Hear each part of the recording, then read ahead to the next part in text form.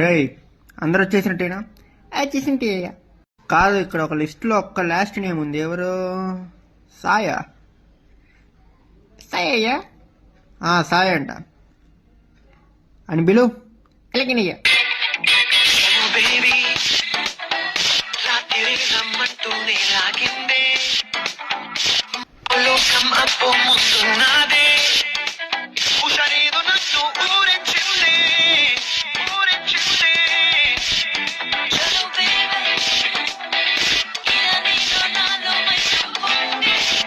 సాయ్ అంటే మీరేనా?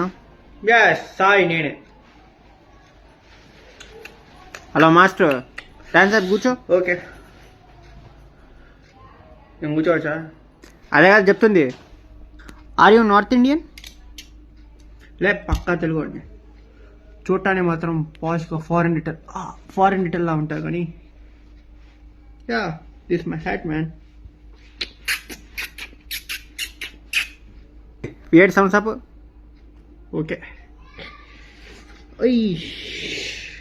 చూసుకోయా sir, set చేయించుకోవాలి.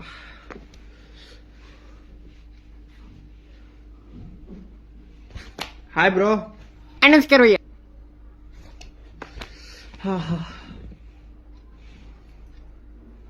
చాలా బాగుంది అంబియన్స్. సరే కానీ మీరు ఎందుకు వచ్చారు? నేను ఎందుకు వచ్చానా, నాకు కొంచెం నోటి తోలు ఎక్కువ. చూస్తుంటే ఎంత మాడబడితే అంత మాట అనుకుంటా.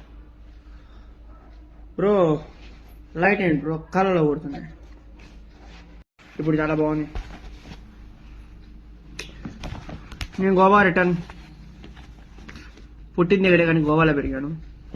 నేను ఎందుకు వచ్చాను చెప్పాను కదా, నోటి తోలు ఎక్కువ. Yeah, 1 second.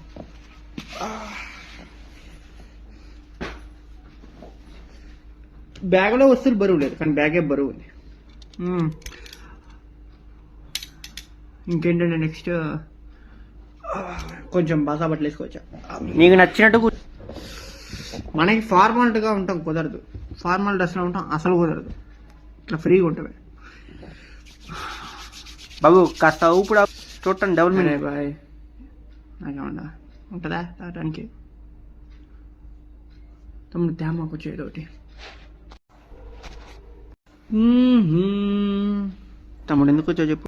నేను ఎందుకు వచ్చాను చెప్తాను. తొందరగా డ్రింక్ తెప్పియండి. హాయిగా డ్రింక్ తాగుతా చెప్తాను. రే తొందర తెచ్చి.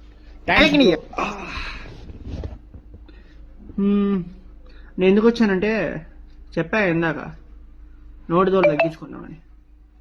మనకి ఇప్పటికే 4-5 బ్రేకప్లు అయ్యాయి నోటి తోల వల్ల. ఒక కథ చెప్పాలా? కథ అంటే నా జీవితంలో జరిగింది నిజమే, కథగా చెప్తా.